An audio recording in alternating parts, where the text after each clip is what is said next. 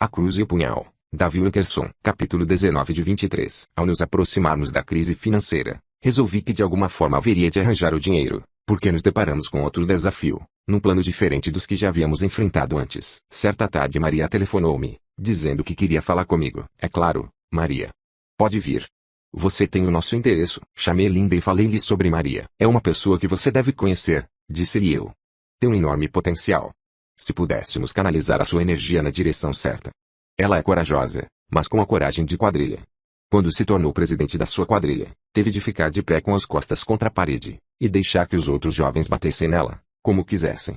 É uma organizadora brilhante, mas usou esse talento para aumentar a sua quadrilha, que constava de mais de 300 meninas. Mas eu tenho a impressão de que não é por causa das quadrilhas que ela vem. Penso que deve estar tomando heroína outra vez. Contei então a Linda a batalha que Maria vinha travando com a droga.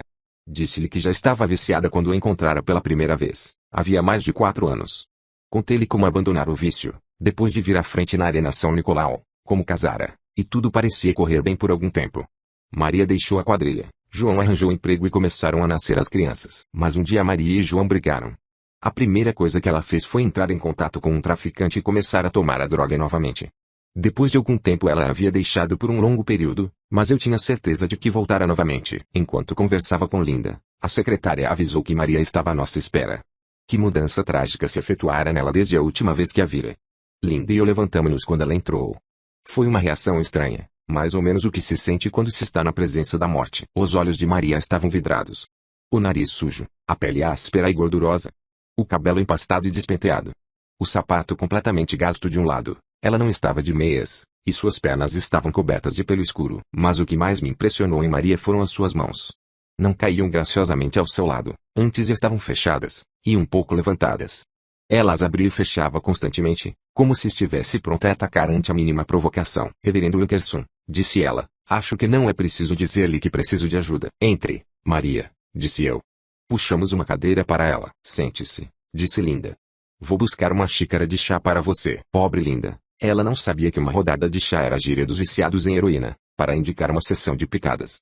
Ela deve ter ficado surpreendida com a brusca reação de Maria. Não, disse ela, não quero nada. E sentou-se. Como vão as crianças? Como vou saber? Você abandonou o João. Nós brigamos. Olhei para Linda. Eu já falei com Linda a seu respeito, Maria. Contei-lhe tudo, o que há de bom e ruim. Quero que você a conheça melhor.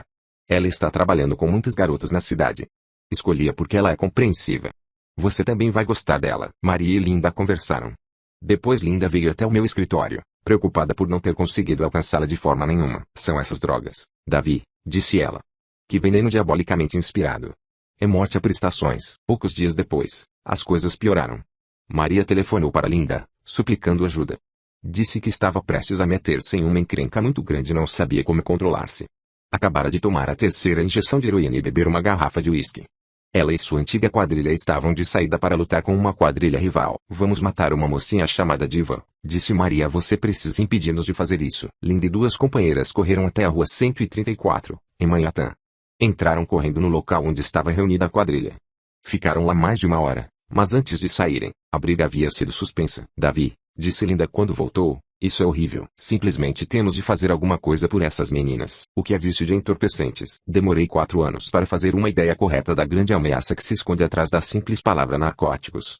O quadro é realmente assustador. De acordo com estatísticas oficiais, há mais de 30 mil viciados só na cidade de Nova York. E essas estatísticas se baseiam apenas nos registros daqueles que são hospitalizados, presos ou internados em alguma instituição. Milhares de pessoas estão se viciando devagar, fumando um pacal, experimentando uma picada de heroína. Milhares de homens, mulheres e crianças, condenados àquilo que Linda descreveu tão apropriadamente como sendo morte a prestações. Entre os viciados há um número suficiente de adolescentes para povoar uma cidade pequena, no mínimo 4 mil. Ainda mais significante e assustador, é o fato de que a porcentagem de adolescentes viciados está aumentando. E isso, naturalmente, levando em conta que cada ano, centenas de viciados deixam a categoria de adolescentes pelo processo simples do passar do tempo. Para compreender a ameaça e o desafio desse vício entre os nossos jovens, foi preciso que eu primeiro buscasse uma compreensão dos lucros fantásticos que a venda de narcóticos dá aos traficantes. A droga mais usada em Nova York é a heroína, um derivado do ópio. 1 quilo de heroína pode ser comprado em Beirute, no Líbano, por $3.000. Contrabandeado desse país, vendido, revendido e dividido, o quilo será vendido, nas ruas da cidade, por 300 mil dólares. Em tempos de escassez do produto, o mesmo investimento de 3 mil dólares poderá render 1 milhão. Qualquer comércio que tenha lucros como esse, livre de impostos, certamente prosperará. Ali é aos lucros o fato de ser quase impossível evitar o tráfico. E aí temos o quadro do comércio de narcóticos em Nova York. Um grupo de 12 homens leva a maior parte de um dia para revistar um navio, à procura de narcóticos. Chegam anualmente ao porto de Nova York, vindos de outras terras, 12.500 navios, juntamente com 18 mil aviões. Para controlar esses 30 mil transportadores, a alfândega de Nova York tem apenas 265 homens. O resultado é que um homem que não é conhecido como vendedor pode entrar na cidade quase que livre de risco, carregando enormes quantidades de heroína, em saquinhos de seda costurados à roupa. E como esses vendedores acham o mercado? Aqui está a história. Os jornais noticiaram em letras garrafais, há pouco tempo, que os traficantes estavam agindo às portas de um dos colégios da cidade. Para o Departamento de Educação de Nova York, isso não era novidade. Eles sabiam muito bem que a maioria dos viciados experimenta narcótico, pela primeira vez, nas imediações de uma escola. Os alunos do ginásio 44, do Brooklyn, foram recentemente privados do privilégio de sair do colégio durante o recreio. Os responsáveis sentiam que era necessária essa medida para a proteção das crianças, por causa da audácia dos traficantes na vizinhança. Eles esperavam bem à porta do colégio, e em algumas ocasiões chegaram a entrar no pátio. Esses traficantes oferecem amostras grátis da sua mercadoria. Um certo rapaz, José, a quem fiquei conhecendo muito bem, contou-me como isso funciona. Um traficante convida você para dar uma voltinha no seu carro, provavelmente com um ou dois colegas da sua classe que já fumam maconha. A maconha não faz mal, dizem. Depois continuam dizendo que a maconha não vicia, o que na realidade é verdade, mas a maconha leva a outras drogas que viciam. O traficante então oferece um pacal, e se a gente hesitar, os outros rapazes começam a rir e a chamar-nos de covarde, até que afinal a gente cede e aceita um dos seus cigarros. Foi assim que eu comecei. A história de José é um exemplo típico. A criança dá uma fumadinha no banco de trás do carro de algum traficante. Aprende que não se traga a maconha como se faz com um cigarro comum, cheira-se a fumaça até ficar meio tonto. Naquele primeiro dia, quando o rapaz volta para a escola, seus problemas diários não mais o preocupam. A maioria dos viciados são frustrados, revoltados, solitários, e muitas vezes são filhos de pais separados. Ante a primeira amostra da erva maravilhosa, o rapaz acha que descobriu como seria a felicidade permanente. Esquece-se do pai alcoólatra, e da mãe que nunca está em casa. Não se preocupa com a falta de amor em sua vida, nem com a pobreza extrema que o obriga a dormir na mesma cama com duas irmãs, e no mesmo quarto dos pais. Esquece-se de tudo isso. Sente-se livre, o que para ele não significa pouco. No dia seguinte, o simpático traficante está por ali para oferecer outra amostra do céu.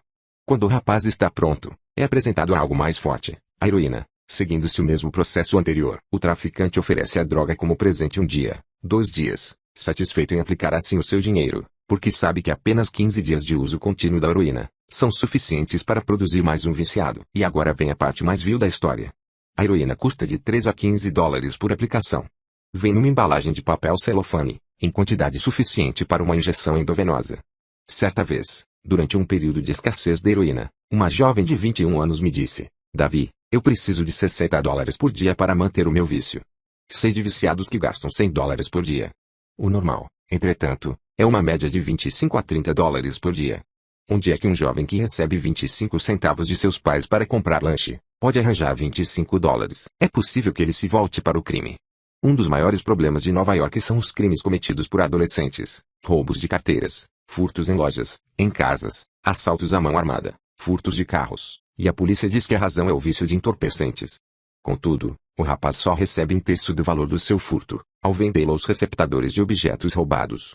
Assim, para financiar um vício de 25 dólares por dia, ele tem de roubar 75. O diretor do Departamento de Narcóticos em Nova York, inspetor Eduardo Carey, calcula que os entorpecentes são a causa de 200 milhões de dólares em roubos por ano, apenas nessa cidade.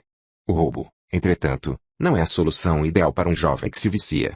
E preciso muito esforço e inteligência, além do grande risco que corre. Muito mais simples é tornar-se traficante. Um rapaz chamado Carlos contou-me certa noite, enquanto estávamos numa esquina escura, como isso aconteceu com ele. Ele tem 18 anos e já é viciado há 3 anos. Quando reconheceu que esse vício iria custar-lhe 15 dólares por dia, depois 20, depois 25 dólares, foi ao seu vendedor e ofereceu-se para ajudá-lo a vender. Ah! Não, seu moço. Se você quiser vender, terá de descobrir os seus próprios fregueses. E nessa frase está a razão da grande disseminação desse vício. Carlos, então, para poder comprar para si mesmo, começou a vender para rapazes mais novos, usando a mesma técnica que fora aplicada nele. Dizia que o seu vício valia o trabalho que dava. Escolhia os jovens mais sensíveis, revoltados e introvertidos, para pressionar. Chamava-os de covardes quando se recusavam a experimentar maconha, até que finalmente conseguiu uma clientela. A essa corrente sempre crescente do vício foram acrescentados, não um, mas 10 rapazes. Perguntei a alguns desses moços: por que vocês não param simplesmente? Suponhamos que um rapaz resolvesse fazer isso mesmo. Cerca de 2 horas depois de terminar o efeito da última picada, o rapaz começa a se sentir mal. Primeiro, sente uma ânsia que domina todo o seu corpo. Em seguida, começa a transpirar, treme de frio, enquanto a temperatura do corpo se eleva mais e mais. Começa a vomitar com ânsias horas a fio. Seus nervos tremem com dores excruciantes, da ponta dos pés até ao couro cabeludo. Sofre alucinações e pesadelos muito piores do que um alcoólatra, pode imaginar. Durante 3 dias, esse sofrimento continua. A não ser que alguém venha em seu auxílio, ele não consegue vencer. Mesmo com auxílio, 9 entre 10 não conseguem deixar o vício. Anualmente são internados 3.500 viciados no Hospital do Serviço de Saúde Pública dos Estados Unidos, em Lexington. Mais de 600 médicos e auxiliares tentam ajudar o viciado a livrar-se do hábito, mas um estudo de 20 anos, efetuado entre 1935 e 1955, mostra que 64% dos viciados retornaram ao hospital. Muitos outros voltavam às drogas sem que fossem novamente hospitalizados. O Dr. Murad Amond, médico-chefe do hospital, diz que entre 85% e 90% dos viciados acabam voltando ao vício. Uma vez fisgado, moço, fisgado para sempre, disse-me um rapaz que havia estado em Lexington. Eu arranjei uma picada 5 minutos depois de sair daquele lugar. E o que acontece aos 9, entre 10, que não conseguem deixar o hábito? Uma deterioração física repugnante e dolorosa começa a manifestar-se. Carlos, mesmo tentando vender drogas a rapazes mais novos, carregava consigo um boletim oficial do Departamento de Polícia de Nova York, descrevendo o resultado que se efetua no corpo sujeito aos efeitos contínuos das drogas. Ser um viciado em drogas é ser um cadáver ambulante. Há muitos sintomas que revelam um viciado. Qualquer um destes pode manifestar-se. Os dentes apodrecem, o apetite desaparece, o estômago e intestinos não funcionam bem. A vesícula se inflama, os olhos e a pele ficam amarelados. Em alguns casos, as membranas do nariz ficam vermelhas, a cartilagem que separa as narinas desaparece, a respiração é difícil. O oxigênio do sangue diminui, aparecem bronquites e tuberculoses. As boas características do caráter desaparecem e tendências más tomam o seu lugar. Os órgãos genitais são afetados. Algumas veias entram em colapso, deixando cicatrizes roxas. Tumores e abscessos infestam a pele, dores cruciantes torturam o corpo. Os nervos não resistem, cacoetes nervosos começam a aparecer. Temores imaginários e fantásticos dominam a mente, e às vezes resultam em insanidade. É comum serem essas vítimas escolhidas pela morte. Em comparação com pessoas normais, de acordo com uma autoridade citada em um folheto do Departamento do Tesouro dos Estados Unidos, os viciados em drogas morrem de tuberculose numa relação de 4:1, de pneumonia, 2:1, velhice prematura, 5:1, bronquite, 4:1, hemorragia cerebral, 3:1, e mais de 2:1, de uma grande variedade de outras doenças. Esse é o tormento de ser um viciado, esse é o destino destes cadáveres ambulantes. Carlos sabia muito bem o que o guardava, o que não impediu que ele continuasse. O baixinho também. Este veio à minha procura, buscando auxílio, e ensinou-me uma lição trágica. Baixinho tinha 19 anos, e era viciado em heroína. Desde os 15 anos usava drogas. Zaza era namorada de Baixinho, e era uma linda moça de 17 anos. Seus pais eram conhecidos nos altos círculos comerciais e sociais de Nova York, e frequentavam uma igreja elegante. Baixinho veio pedir que eu ajudasse Zaza a deixar o troço, e eu concordei em visitar a moça. Quando Baixinho e eu batemos na porta de um porão escuro e cheio de ratos, numa ruazinha do Brooklyn, ouvimos o som de alguém que se movia rapidamente. Esperamos enquanto o Baixinho, impaciente, resmungava. Foi Zaza mesmo quem abriu a porta, e ficou boquiaberta ao ver-nos. Naquele antro escuro havia mais 2 jovens, ambos tinham a manga esquerda da camisa arregaçada.